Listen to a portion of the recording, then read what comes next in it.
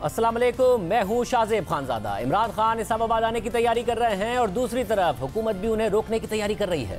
इमरान खान शहर शहर जाकर अपने कारकुनों से हल्फ ले रहे हैं, लेकिन अपना प्लान किसी को नहीं बता रहे हैं कि वो इस्लामाबाद कब और कैसे पहुंचेंगे और दारुल हुकूमत पहुंचकर क्या करेंगे। मगर तहरीक इंसाफ के रहनुमा कारकुनों को कंट्रोल करने की जिम्मेदारी नहीं ले रहे हैं और दावा कर रहे हैं कि अगर कारकुनों ने पहले की तरह पीटीवी या पार्लियामेंट पर हमला किया तो वो नहीं रोक सकते। इमरान खान कह रहे हैं कि अचानक कॉल दूंगा और दूसरी तरफ हुकूमत ने भी अचानक तैयारी शुरू कर दी है। इमरान खान की कॉल से पहले ही इस्लामाबाद में कंटेनर्स लगाना शुरू कर दिए गए हैं। इसके साथ साथ हुकूमत इमरान खान पर जवाबी सियासी हमले भी कर रही है। खुद वज़ीर आज़म शहबाज शरीफ ने 10 दिनों के अंदर 2 न्यूज़ कॉन्फ्रेंसेस कर ली हैं और इमरान खान के बारे में सख्त अल्फाज इस्तेमाल किए हैं। इमरान खान की सियासत पर सख्त तनकीद की है और आज न्यूज़ कॉन्फ्रेंस करते हुए वज़ीर आज़म शहबाज शरीफ ने इमरान खान को गद्दार और फ्रॉडिया करार दे दिया। वज़ीर आज़म ने साइफर का जिक्र करते हुए कहा कि यह कौम के साथ गद्दारी हुई है। इमरान नियाजी सर से पांव तक फ्रॉडिया।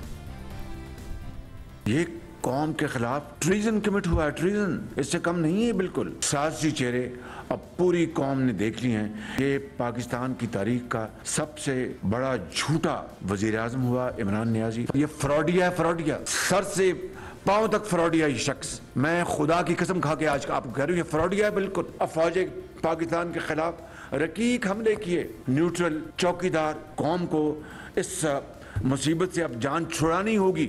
आर्मी चीफ का एक कानून में, आइन में एक बाकायदा दर्ज है, उसके मुताबिक फैसला होगा इंशाल्लाह। आप परेशान ना हो। केपी के और पंजाब गवर्नमेंट्स को ये वार्निंग दी गई है कि इस लॉन्ग मार्च का वो हिस्सा ना बने। स्पेशली तौर पर पंजाब की एक बात करूंगा कि अगर उन्होंने फैसिलिटेट किया, पंजाब में गवर्नर राज लगाने के ऊपर आपका फोकस है। किसी को गैर कानूनी हरकत करने की इजाजत नहीं दी जाएगी, किसी को कानून को अपने हाथ लेने में इजाजत कतई नहीं दी जाएगी। जबकि आज वजीर खारजा बिलावल भुट्टो ज़रदारी ने भी न्यूज़ कॉन्फ्रेंस की और कहा कि इमरान खान का तरीक़ाकार है कि इतना झूठ बोलो कि कुछ ना कुछ तो लोग मानेंगे। फॉरेन फंडिंग लेने वाला चंदा चोर दूसरों पर इल्ज़ाम लगाता है। जो खुद चंदा चोर है वो जगह जगह जाके हुकूमत को कहता है चंदा चोर। जो खुद ज़कात चोर निकला वो जगह जगह जाके कहता है चोर। जो फॉरेन फंडिंग केस में चोरी पकड़ते हुए देखा वो जगह जगह जाके कहता है खुद अपनी पीढ़ी के लिए जितना वो ज्वेलरी दूसरे लोगों के लेता है वो बाकियों पे इल्ज़ाम लगाता है चोरी का। खुद अपने हुकूमत आते हुए उसने अपना घर रेगुलराइज किया, गरीबों का घर गिराना शुरू कर दिया और बाकियों पे चोरी का इल्ज़ाम। तो मैं समझता हूँ कि खान साहब का मुनाफिकत पूरा पाकिस्तान को नजर आ रहा है। खान साहब का तरीकाकार ये है कि झूठ बोलो, इतना झूठ बोलो और कुछ ना कुछ झूठ कोई लोग मानेंगे। वो ममालिक जहाँ वो हाथ मिलाने के लिए तैयार थे, नहीं थे, वो हाथ मिलाने के लिए तैयार हो चुके। जो फोन कॉल करने के लिए तैयार नहीं थे वो अब हमारे वजीर आजम के साथ खड़े होकर तस्वीरें ले रहे हैं। ये मेरा नहीं, पाकिस्तान का कामयाबी है। यहाँ तहरीक इंसाफ के रहनुमा असद उमर ने यह कह दिया है कि लॉन्ग मार्च का फैसला जल्द हो जाएगा और ऐलान भी कर दिया जाएगा। हुकूमत अपने अवाम से इतनी खौफजदा है कि हफ्ते में 3 दिन इस्लामाबाद में कंटेनर खड़े कर देती है। वज़ीर दाखिला पंजाब हाशिम डोगर ने बयान दिया था कि लॉन्ग मार्च सियासी मामला है और इसके लिए पंजाब के सरकारी वसाइल का इस्तेमाल नहीं होगा। लेकिन वज़ीर आला पंजाब चौधरी परवेज़ इलाही ने ऐलान कर दिया है कि इमरान खान लॉन्ग मार्च के वक्त जो कहेंगे इस पर अमल करेंगे। देखें हुकूमत किसकी है, पंजाब है वो इमरान खान साहब का अपना है, खैबर पख्तूनख्वा है वो खान साहब का अपना है, आज़ाद कश्मीर है वो उनका अपना है, गिलगित बल्तिस्तान उनका अपना है। तराना साहब को तो खड़े होने की जगह नहीं मिलेगी। इमरान खान साहब लॉन्ग मार्च करते हैं तो पंजाब हुकूमत कहाँ खड़ी होगी? देखें जब वो स्टेज आएगी तो इंशाल्लाह आपको बड़ी क्लैरिटी नजर आएगी। जो इमरान खान साहब कहेंगे हम वो करेंगे। सियासी माहौल में कशीदगी बढ़ती जा रही है और सदर मुमलिकत डॉक्टर आरिफ अलवी ने आज पार्लियामेंट के मुश्तरका इजलास से खिताब करते हुए कहा है कि ये इंतखाब का साल है, इसमें अगर पोलराइजेशन है तो इसको हल कर लें, बैठकर बातचीत करके एक दूसरे को मुतमईन करें। ये इंतखाब का साल है और इसके अंदर अगर पोलराइजेशन है तो पोलराइजेशन को हल कर लें। पूरा साल भी बाकी है, आपस में गुफ्तगू कर कर अगर महीनों का फ़र्क है तो इसके अंदर बैठकर बातचीत कर कर इसको एक दूसरे को मुतमईन कर कर कोई इलेक्शन की डेट भी डिसाइड कर लें। मैं सिर्फ अपनी राय दे सकता हूँ अपने दोस्तों को, मगर ये आप तय करें, पोलराइजेशन खुदा के वास्ते इस मुल्क में ख़त्म करें। इमरान खान ने तारीख का ऐलान नहीं किया है, मगर इस्लामाबाद में इस वक्त क्या सूरत हाल है, हमारे साथ मौजूद है जियो न्यूज़ के नुमाइंदे अहमद सुबान। अहमद सुबान बताइएगा, अभी तो इमरान खान ने ऐलान नहीं किया, क्या तैयारियां हो रही हैं इस्लामाबाद में? शाहजेब साहब, ऐसा है कि इस्लामाबाद में इस वक्त तमाम तर जो एंट्री पॉइंट्स हैं और बिलखसूस जिस तरह से इस वक्त हम लोग फैज़ाबाद पर मौजूद हैं, तो यहाँ पर तो कंटेनर्स की एक बहुत बड़ी तादाद है, जिसमें तकरीबन 100 से ज़ायद कंटेनर्स हैं जो इस वक्त यहाँ पर फैज़ाबाद में मौजूद हैं। जो रावलपिंडी से इसका आने वाला रास्ता है, उसको अगर मेरे कैमरामैन तलत फारूक आपको दिखाएं तो उस पर तमाम तर जो मरी रोड से आने वाला रास्ता है, उस पर इस पर वक्त कंटेनर्स की एक बहुत बड़ी तादाद है जो कि ऑलरेडी यहाँ पर मौजूद है।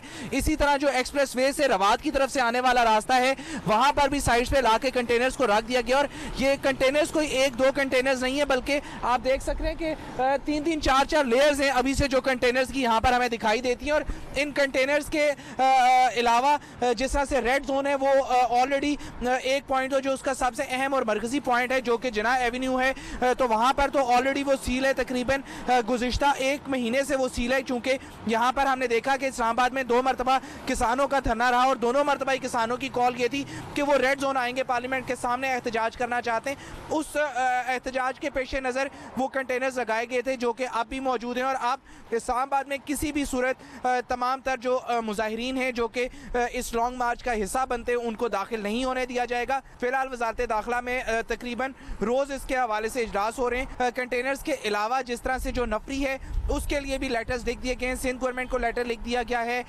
FC और रेंजर्स के जो एहलकार हैं उनके हवाले से लेटर लिख दिया गया। जो इजाफी जो आंसू गैस शेल चाहिए होंगे और जो रबर बुलेट्स चाहिए होंगी, उसके हवाले से अभी से लेटर्स जारी कर दिए गए।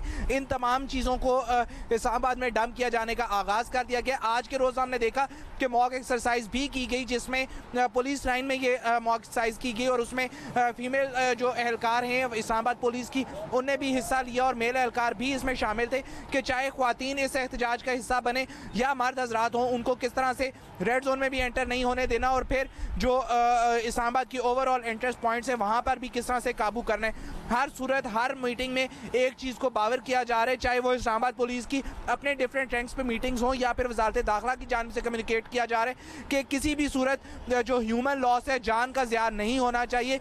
हर सूरत इस्लामाबाद को सेफ रखना है, रेड जोन को सेफ रखना है। सुप्रीम कोर्ट के ऑर्डर्स भी यही हैं कि रेड जोन में कोई भी मुजाहिरीन दाखिल ना हो। और इसी तरह इस्लामाबाद में जो वफाकी हुकूमत है और इस्लामाबाद पुलिस और ज़िला इंतज़ामिया उनकी भी हर सूरत में कोशिश यही है कि ना रेड जोन में ना ही इस्लामाबाद में कोई एहतजाज मुमकिन हो सके। हमने फवाद चौधरी को प्रोग्राम में शिरकत की दावत दी, मगर उन्होंने कोई जवाब ही नहीं दिया। हमारे साथ मौजूद हैं वफाकी वज़ीर हसन इकबाल साहब, जो आज वज़ीर आज़म शहबाज शरीफ साहब के साथ प्रेस कॉन्फ्रेंस में भी मौजूद थे। हसन इकबाल साहब, बहुत शुक्रिया हमें ज्वाइन करने के लिए। हसन इकबाल साहब, इमरान खान साहब ने तो ऐलान ही नहीं किया है अपने लॉन्ग मार्च का, उसके बावजूद आप लोगों ने इस्लामाबाद में तैयारी शुरू कर दी है। कोई इंटेलिजेंस इतला मिल गई है क्या हुकूमत को कि कब आ रहे हैं, कैसे आ रहे हैं, क्या उनकी हिकमत अमली है?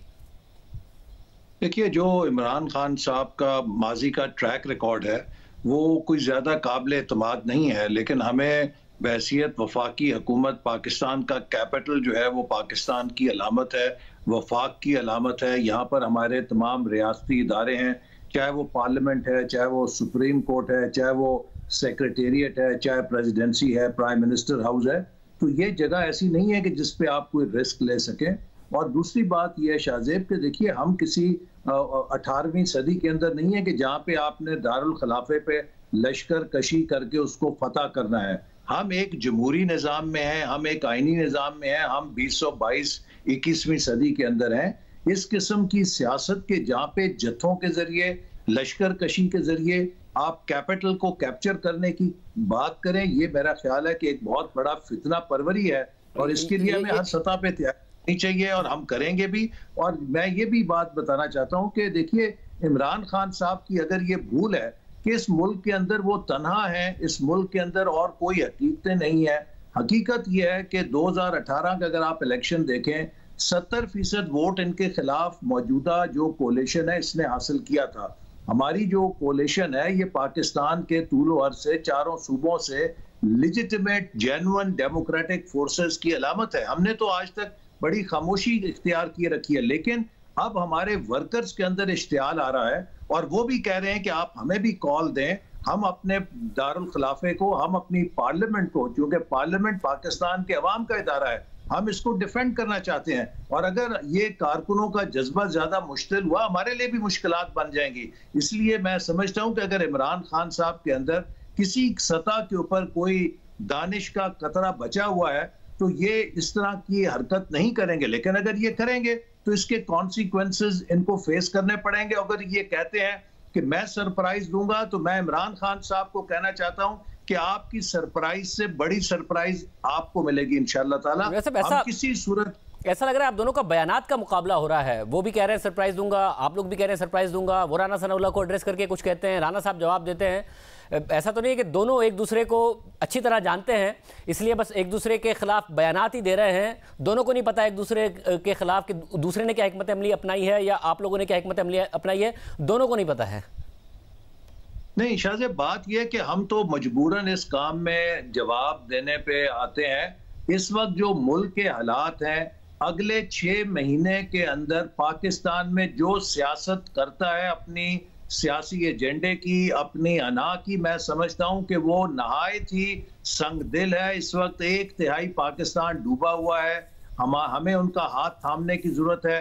हमारी तो सुबह से शाम तक यकीन कीजिए मीटिंग्स होती हैं कि किस तरीके से हमने जो सैलाब ज़दगान है उनके लिए अब गंदम का बीज का कैसे बंदोबस्त करना है, उनके लिए खाद का क्या बंदोबस्त करें कि उनकी रबी की फसल का नुकसान ना हो जाए, हम किस तरीके से उनकी आबादकारी को फैसिलिटेट कर सकते हैं। आप ये बातें आप कर चुके हैं, मगर इमरान खान साहब नहीं मान रहे हैं। इसके रोकथाम के लिए क्या करें, तो हमें तो फुर्सत ही नहीं है इस काम के लिए। ये इमरान खान साहब हैं, पता नहीं इनके सीने में कौन से पत्थर का दिल है कि इनको रहम नहीं आ रहा अपनी कौम के ऊपर कि 1/3 पाकिस्तान जो है तबाह हो गया सैलाब के हाथों। गरीब लोग वो इलाके, मगर ऐसे बात मसला ये है कि आप लोग खुद भी कहते हैं कि हमने तो मुल्क संभाला है और 6 महीने में अपना पॉलिटिकल कैपिटल बर्न करके संभाला है और मुश्किल फैसले करके संभाला है, मगर उसके क्या समरात भी आ रहे हैं?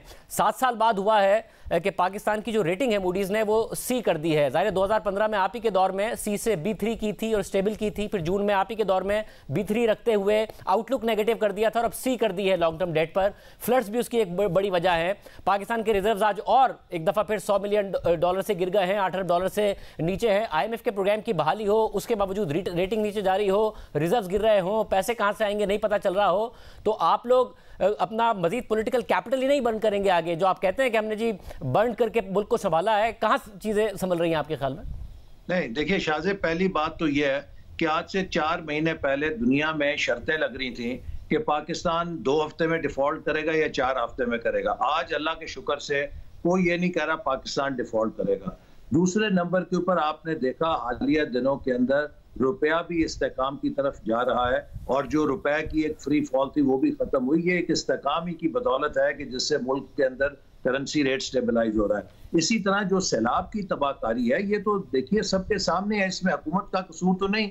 ये एक ऐसी तबाहकारी है जो क्लाइमेट चेंज की है जिसने कम से कम 30 से 40 अरब डॉलर का पाकिस्तान को झटका लगाया है। इसमें हुकूमत की कारकर्दगी का तो सवाल नहीं, लेकिन आपने देखा कि बैनुल अक़वामी सतह पर पाकिस्तान को जो पजीराई मिली, जो पाकिस्तान को सपोर्ट मिली, और अब 15 अक्टूबर को हमारा जो डैमेज नीड असेसमेंट है उसकी रिपोर्ट हतमी फाइनलाइज होके वर्ल्ड बैंक और डेवलपमेंट पार्टनर्स के जरिए आएगी, मंजर आम पे आएगी। उसकी रोशनी में हमें दुनिया के बड़े ममालिक ने, जिसमें फ्रांस है, अक़वाम मुत्तहिदा के सेक्रेटरी जनरल है, उन्होंने खुद पेशकश की है कि हम पाकिस्तान के लिए डोनर्स कॉन्फ्रेंस करेंगे ताकि पाकिस्तान को उसकी बहाली के लिए, तामीर नौ के लिए हम इमदाद कर सकें। इसी तरह आपने देखा कि UN फ्लैश अपील जो $160 मिलियन की उन्होंने इब्तिदा में की थी, उसको $800 मिलियन से बढ़ा दिया और उसमें भी तमाम जो दुनिया के इदारे हैं वो ह्यूमैनिटेरियन असिस्टेंस के लिए पाकिस्तान की मदद कर रहे हैं। तो ये सारी चीजें मटेरियलाइज करने में थोड़ा 2-4 महीने वक्त लगता है जब वो कमिटमेंट आती है उनको रियलाइज करने में। लेकिन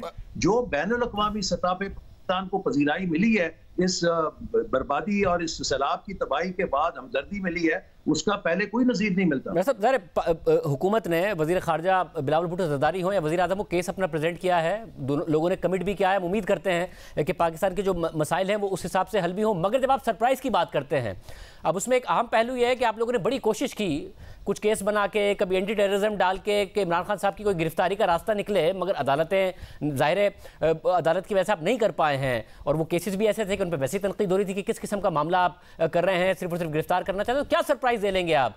ऐसा तो कुछ कर नहीं सकते आपके, उन्हें गिरफ्तार कर लिया, गिरफ्तारी का कोई प्लान कर रहे हैं अभी इमरान खान साहब की? नहीं, मैं सरप्राइज की बात कर रहा हूं कि जब ये यहाँ पर इस्लामाबाद अगर चढ़ाई की बात करते हैं तो ये ना समझे कि ये कोई 1 वे टिकट कटा के आएंगे और यहाँ पर आगे इनके लिए सारे रेड कारपेट बिछा होगा। इनको सरप्राइज मिलेगी। लेकिन जो आपने बात की, मैं उसके जवाब में ये कहना चाहता हूं कि अभी मंजर आम पे आएंगी हकीकतें। हमने कोई जल्दबाजी नहीं करनी इमरान खान साहब के बारे में कि कच्चा हाथ डालें।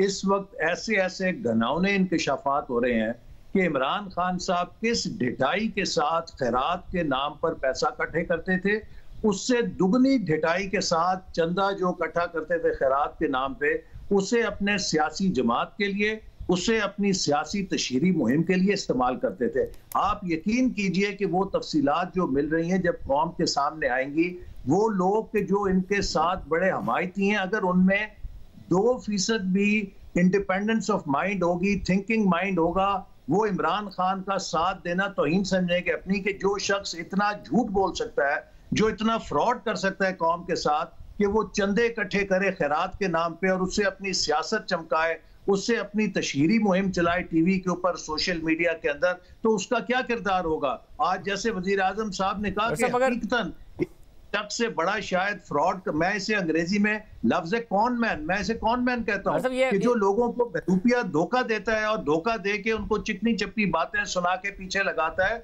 जो हकायक हमारे सामने आ रहे हैं, हम खुद शशदर रह गए हैं कि किस बेबाकी के साथ इमरान खान साहब जो है वो लोगों के एतमाद पे, लोगों के चंदों पर और खैरात के ऊपर डाके डालते हैं। और यही वजह है कि फाइनेंशियल टाइम्स ने जब ये तफसीलात दी, आज तक ये उसके खिलाफ मुकदमा नहीं कर सके।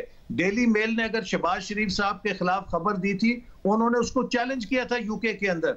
इमरान खान साहब आज तक फाइनेंशियल टाइम्स को लीगल नोटिस भी नहीं भेज सके। चैलेंज इन्होंने किया। बहुत शुक्रिया इकबाल साहब हमारे साथ मौजूद थे। कह रहे मजीद तफसीलात इमरान खान साहब के हवाले से आने वाली हैं जो बहुत हैरान कुन है। मगर इमरान खान साहब इस्लामाबाद आ रहे हैं कि पीपल्स पार्टी इस पूरी सूरत हाल से कंफर्टेबल है या वो हुकूमत की जो हिकमत अमली है उसमें तब्दीली चाहती है। बात करेंगे कमरुज़्ज़मा कायरा साहब से ब्रेक के बाद। हमें दोबारा खुश आमदीद नाजरीन। इमरान खान इस्लामाबाद आने की तैयारी कर रहे हैं, हुकूमत ने भी तैयारी कर ली है, कंटेनर्स लगाए जा रहे हैं। पीपल्स पार्टी सारे के सारे मामले पर क्या सोच रही है? पीपल्स पार्टी के रहनुमा कमरुज़्ज़मा कायरा साहब हमारे साथ मौजूद हैं। कायरा साहब बहुत शुक्रिया हमें शो में ज्वाइन करने के लिए। कायरा साहब आज बिलावल भुट्टो ज़रदारी साहब ने भी बड़ी शदीद तनकीद की इमरान खान साहब पर, मगर बतौर इत्तेहादी, क्योंकि ज़ाहिर तहरीक इंसाफ तो वाज़ेह कर रही है कि उनकी जिम्मेदारी नहीं है कि कारकुन वहाँ के क्या करेंगे, PTV पर चढ़ दौड़ें, कुछ भी कर लें, क्योंकि वो कह रहे हैं तादाद इतनी होगी हमारे कंट्रोल में नहीं होगा। आप हुकूमत की हिकमत अमली से मुतमईन हैं कि तसादुम ना हो, ब्लड शेड ना हो? क्योंकि हुकूमत कह रही है हर सूरत में रोकेंगे। जी बिलाशुबा बिल्कुल रोकना है, क्योंकि ये हुकूमत की बुनियादी जिम्मेदारी है कि अगर कोई जत्था, अगर कोई गिरोह, वो छोटा या बड़ा जिस भी साइज़ का हो, अगर वो दारुल हुकूमत के ऊपर या ममलिकत के किसी हिस्से के ऊपर कब्ज़ा करने के लिए, उस पर हमला आवर होने के लिए, उसका मुहासरा करने के लिए और वहाँ अपनी अददी बर्तरी की बुनियाद पे या रियासती इदारों को इस बुनियाद पे कि आप हमारे साथ इतना बड़ा मॉब होगा, नौजवान होंगे और आप अपनी मर्ज़ी मुसल्लत करने के लिए आ रहे हों, आप रूटीन की जो ज़िंदगी है उसको तातुल का शिकार कर रहे हों, तो ये रियासत की बुनियादी जिम्मेदारी है, हुकूमत की बुनियादी जिम्मेदारी है कि वो उनको ऐसा करने से रोके। उसके लिए मुज़ाकराती अमल भी होता है, उसके लिए बाकी इक़दामात भी होते हैं और इंतहाई इक़दामात भी होते हैं। सो किसी भी सूरत में हुकूमत ने बहरहाल इसको रोकना होता है। अब ये डिपेंड करता है कि वो मॉब लाने वाले क्यों ला रहे हैं, क्या नारे लगा रहे हैं, इसके ऊपर मीडिया भी अब बात कर रहा है, बाकी लोग भी इस पर बात करें। अगर हुकूमत की तरफ से कोई कमी है तो हम बिल्कुल कभी बात से इनकार नहीं करते। एहतजाज सबका हक है, जमहूरियत में उनका एहतजाज हक है। एक सिचुएशन ये जरूर हो रही है कि तहरीक इंसाफ को वो रिलीफ अपने इस्तीफों के हवाले से नहीं मिल रहा है और वो इंदिया भी दे रहा है कि इस पार्लियामेंट में नहीं आना, ये तो इम्पोर्टेड पार्लियामेंट है, मगर हुकूमत की पार्लियामेंट है, मगर साथ में जब अदालत जाते हैं कि जी हमारे इस्तीफे कबूल ना हो तो अदालत से वो जो रिलीफ चाह रहे हैं वो नहीं मिल रहा है। चाहे कानून साजी के खिलाफ गए हैं तब भी अदालत कह रही है पार्लियामेंट में जाएं। तो कहीं ना कहीं एक रास्ता खोलने के लिए आप समझते हैं कि मुज़ाकरात शुरू किए जाए, क्योंकि राना सनाउल्लाह साहब तो कहते हैं इनसे मुज़ाकरात हो ही नहीं सकते, ये तो हमें गालियां निकालते हैं। तो पीपल्स पार्टी समझती है कि कोई रास्ता निकाला जाए? देखिए, अदालत की तरफ से हाई कोर्ट इस्लामाबाद और सुप्रीम कोर्ट की तरफ से जो बात कही गई है वो अकल और होश और शऊर को इस्तेमाल करने की बात की गई है। और अगर वो PTI वाले इस बात पे आते हैं तो यकीनन हुकूमतें कभी भी मुज़ाकरात से इनकार नहीं करती, लेकिन हमारा मसला अब शाहजेब ये है कि खान साहब को जब जब हमने मुज़ाकरात की दावत दी, जब उनकी हुकूमत बनी, उस वक्त भी हमने कहा हमारे ऊपर केसेस हैं, हम उनको भुगतेंगे। हमें कहा गया ये एनआरओ मांगते हैं, हमें गालियों का, मुग़ल्लज़ात का एक तूफ़ान है जो पिछले 4 साल से वो हम पे थोपते चले जा रहे हैं। जब भी हमने कहा, उन्होंने कहा देखें हमसे एनआरओ मांगते हैं। उनकी हुकूमत जनरली हमने आईनी तरीके से घर भेजी, उन्होंने पाकिस्तान की खारजा पॉलिसी और पाकिस्तान की मैशत पे हमले कर दिए और वो पाकिस्तान को एक मखमसे में डाल रहे हैं। आज हम उनको अगर ये दावत देते भी हैं तो वो जो हद तक अमेज रवैया है उससे एक रिएक्शन है। मैं भी इस बात का मुतकाजी हूँ कि हमें इनसे बात नहीं करनी है, मैं भी ये कहता हूँ नहीं करनी चाहिए, लेकिन ये हुकूमत का मुनासिब रवैया नहीं है, एक रिएक्शन ज़रूर है। इंसल्ट मुसलसल होती जाए तो कितना अरसा बर्दाश्त करेंगे। हमने बहुत सब्र किया है, अब अगर वो इस तरफ आते हैं और कोई रास्ता वो बनाते हैं तो मैं नहीं समझता कि हुकूमत मुज़ाकरात से मुफर करेगी। साहब, और एक ऐसे वक्त में ज़ाहिर इमरान खान साहब का इस वक्त भी उनकी जो सियासत का महवर है वो नए आर्मी चीफ की तैनाती है। उनके पार्टी के रहनुमा भी कह रहे हैं कि जी 29 नवंबर से पहले अगर हुकूमत गिर गई और केयरटेकर गवर्नमेंट आ गई तो वो तो तैनात नहीं कर सकेगी नया आर्मी चीफ। और ये इसके बावजूद है कि मौजूदा आर्मी चीफ ने कह दिया कि मुझे तौसी नहीं चाहिए और हुकूमत ने कह दिया कि हम तैनाती करेंगे। तो जब उनकी सियासत का महवर एक ही है तो आप बतौर इत्तेहादी समझते हैं कि बेहतर है कि इस प्रोसेस को जल्दी शुरू कर दिया जाए, जल्द तैनाती का ऐलान कर दिया जाए? खान साहब का ऐसा कुछ नहीं है जी, ये बात वो जानते हैं। अगर आपकी बात को, आपकी लॉजिक को वजन दूं और इसको थोड़ा बहुत भी आर्गूमेंट से ही मानूं तो फिर भी ये लीवर तो हुकूमत के पास होगा ना। हुकूमत तो आज चाहे तो नए आर्मी चीफ का तकर्रर कर सकती है, अगले 10 दिन में कर सकती है, अगले 15 दिन में कर सकती है। खान साहब धरना दिए बैठे हों तो कर सकती है, वो तो कोई रुकावट नहीं है ना हुकूमत के सामने। लेकिन खान साहब बुनियादी तौर पे थ्रेट परसेप्शन के तहत अपने खिलाफ जो उनके जिस वक्त सूरत हाल बनी है उससे निकलना चाहते हैं, वो अपने लिए रास्ते पैदा करना चाहते हैं, वो तशद्दुद के ऊपर लोगों को उकसा के इदारों को दबाव में रखना चाहते हैं, हुकूमत को दबाव में रखना चाहते हैं और लोगों को जिस हैजान में उन्होंने मुब्तला किया है अब उनको ये समझ नहीं आएगी। मेरी बात नोट रखिए, आइंदा आने वाले दिनों में, महीनों में खान साहब के लिए ये हैजान जो अभी तक तो उन्होंने कभी साजिश का बयानिया, कभी अपनी ज़ात के नुकसान का बयानिया, कभी चोर डाकू का बयानिया, कभी वही पुरानी घसी बटी बातें, कोई नई बात उन्होंने नहीं की। लेकिन कभी मदीने की रियासत का नारा लगा लिया, ये ज़ियाउल हक वाला भी काम होता रहा। सारे नारे करके अल्टीमेटली वो लोगों के अंदर एक हैजान पैदा करने में उन्होंने कामयाबी हासिल की है। इस हैजान को कितना अरसा लंबा करेंगे?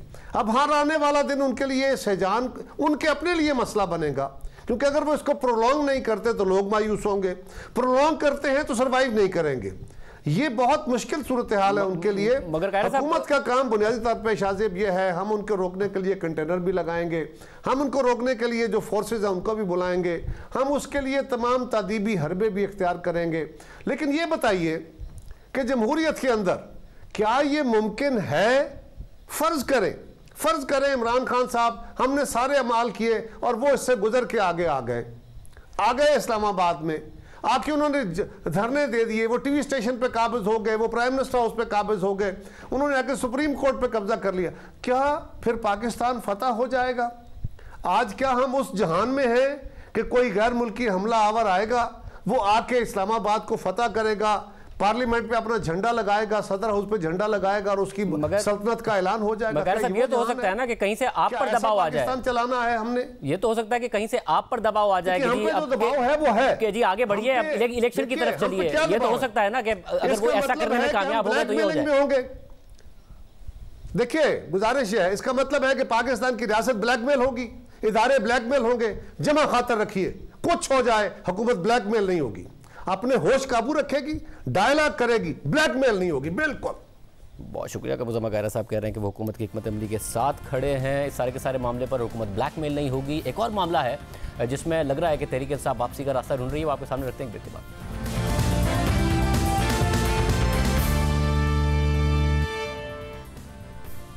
अमरीकी साजिश का बयानिया झूठा साबित होने और फिर आर्मी चीफ की तरफ से तौसी ना लेने और वक्त पर रिटायर होने के बयान के बाद ये वाज़ेह नजर आ रहा है कि इमरान खान हुकूमत गिराने का दावा तो कर रहे हैं, मगर साथ ही पार्लियामेंट में वापसी का रास्ता भी खुला रखना चाहते हैं, क्योंकि वो समझ गए हैं कि अब हुकूमत गिराना मुश्किल है।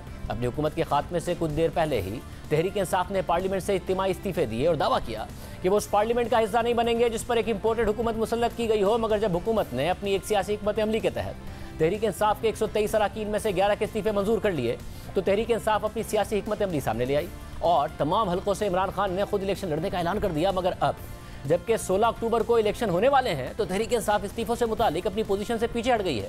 अदालतों से रुजू कर रही है कि उनके इस्तीफे मंजूर करने का नोटिफिकेशन कलअदम करार दिया जाए, जिससे वाज़ेह हो रहा है कि तहरीक इंसाफ ने पार्लियामेंट में वापसी का ऑप्शन अब तक खुला छोड़ा है, क्योंकि अब खुद इमरान खान को यह नजर आ रहा है कि हुकूमत को गिराना मुश्किल हो गया है, जिसकी वजह से वो अदालतों से रुजू करके मुस्ताफी अरकान को बचाना चाहते हैं, ताकि अदालतों के जरिए खाली नशिस्तों पर ज़िमनी इंतखाबात से बचा जाए और पार्लियामेंट में मुमकिन वापसी का ऑप्शन भी बरकरार रखा जाए। क्योंकि जिन 8 नशिस्तों पर 16 अक्टूबर को ज़िमनी इंतखाबात होने हैं, उन 8 की 8 नशिस्तों पर तहरीक इंसाफ के वाहिद उम्मीदवार खुद इमरान खान हैं, और इमरान खान इन नशिस्तों पर जीत भी गए तो उन्हें ये नशिस्तें खाली करनी पड़ेंगी, और इसमें भी तहरीक इंसाफ का ही नुकसान होगा, क्योंकि सूरत हाल में तहरीक इंसाफ पार्लियामेंट में वापस भी गई तो उसकी नशिस्तें कम हो जाएंगी और इमरान खान के जीतने के बावजूद इन नशिस्तों पर तहरीक इंसाफ को दोबारा इलेक्शन लड़ना पड़ेगा।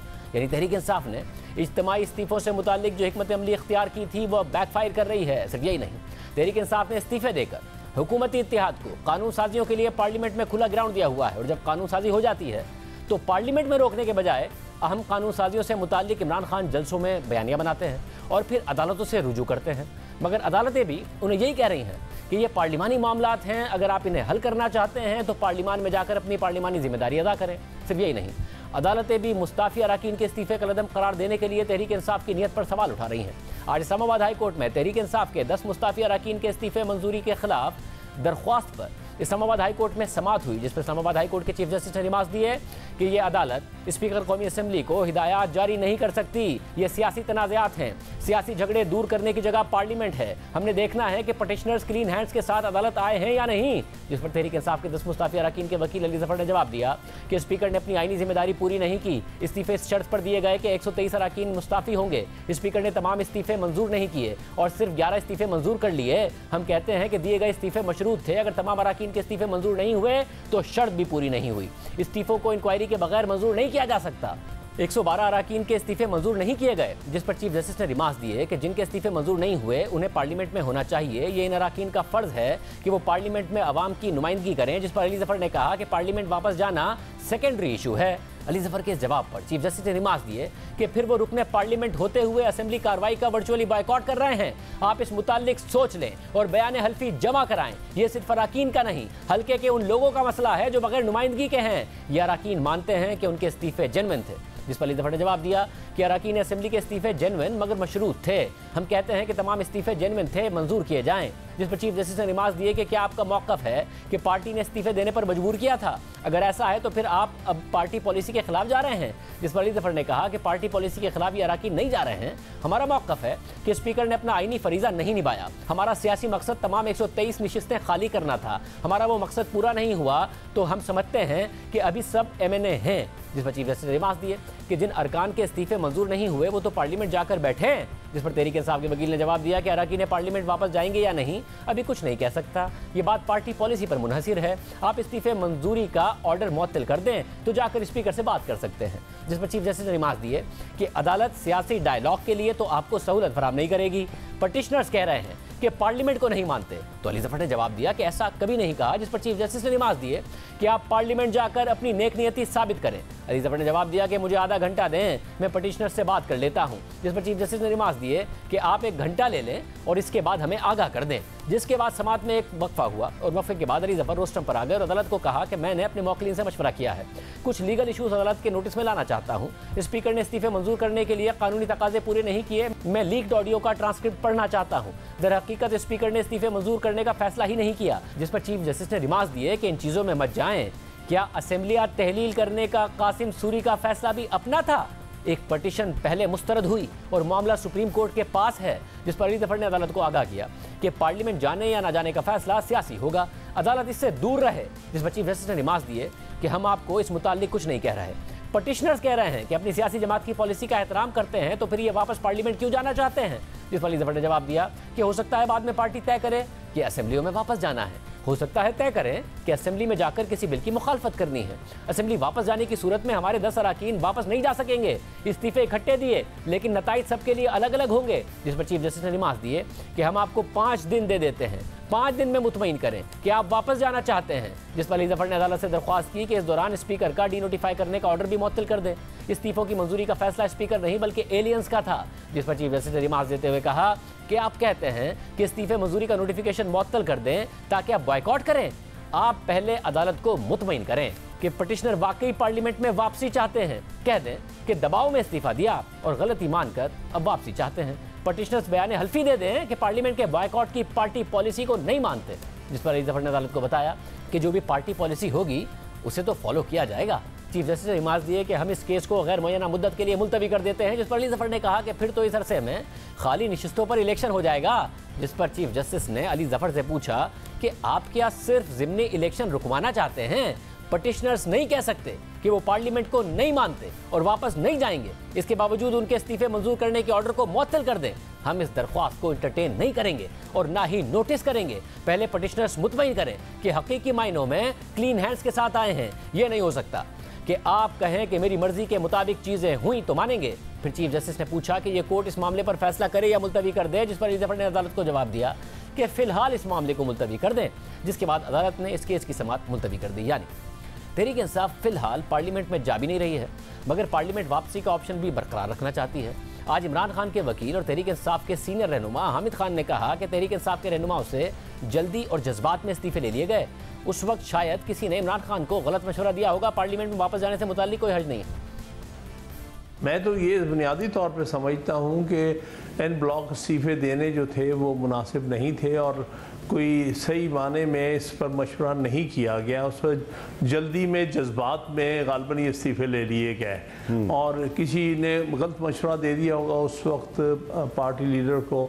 तो अब आपके ख्याल में ये अगर वापस चले जाएं तो ये मुनासिब होगा? मेरे नज़दीक कोई हर्ज नहीं होगा। जिन जिन भी हलकों से ये मेंबरान थे असेंबली के, उन हलकों में अवाम को ये हक हासिल है कि उनका मुंतखब नुमाइंदा जो है असेंबली में उनकी नुमाइंदगी करे।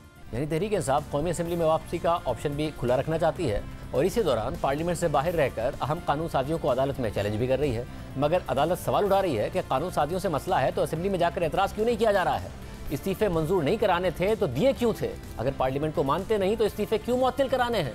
गुज़िश्ता रोज़ नैब कवानीन में तरामीम के खिलाफ तहरीक इंसाफ की दरख्वास्त पर समाअत करते हुए सुप्रीम कोर्ट के जज जस्टिस मंसूर अली शाह ने रिमार्क दिए थे कि अच्छा होता वो पार्लियामेंट में बैठते और पार्लियामेंट पर एतमाद करते, जिस पर इमरान खान के वकील ख्वाजा हारिस ने कहा था कि ये मेरे पटिशनर का सियासी फैसला था, मैं इस पर कुछ नहीं कहूँगा।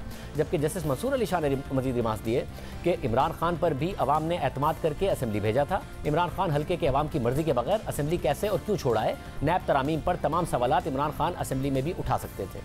यानी सुप्रीम कोर्ट सवाल कर रही है कि जिन मामलात को अदालत लेकर आया जा रहा है वो मामलात पार्लिमानी है और तहरीक इंसाफ को पार्लियामेंट पर एतमाद करना चाहिए। अदालत जाने के बजाय पार्लियामेंट में अपना किरदार अदा करना चाहिए, मगर तहरीक इंसाफ इस मामले पर अपनी तावीलें दे रही है। लेकिन जब नैब ने इमरान खान की काबीना के एक ऐसे खुफिया फैसले से मुताल्लिक तहकीकात का आगाज़ किया है जिसके ज़रिए बरतानिया में एक बिजनेस टाइकून के 190 मिलियन पाउंड्स की जब्त करदा रकम को सुप्रीम कोर्ट में जुर्माने की मद में जमा करने की मंजूरी दे दी गई थी, यानी रकम वापस उस बिजनेस टाइकून की जेब में डाल दी गई थी। और जब इस हवाले से अब नैब ने काबीना अरकान को तलब करना शुरू कर दिया है तो तहरीक इंसाफ को पार्लियामेंट की बालादस्ती भी याद आ गई है।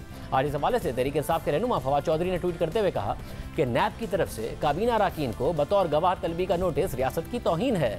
काबीना अपने फैसलों के लिए किसी इदारे को जवाबदेह है तो वो पार्लियामान है। इस फोरम के अलावा किसी इदारे का काबीना अरकान को तलब करना आइन की खिलाफ वर्जी है। हुकूमत से कहता हूँ कि अपने इंतकाम के लिए इदारों का बेड़ा गर्क ना करें।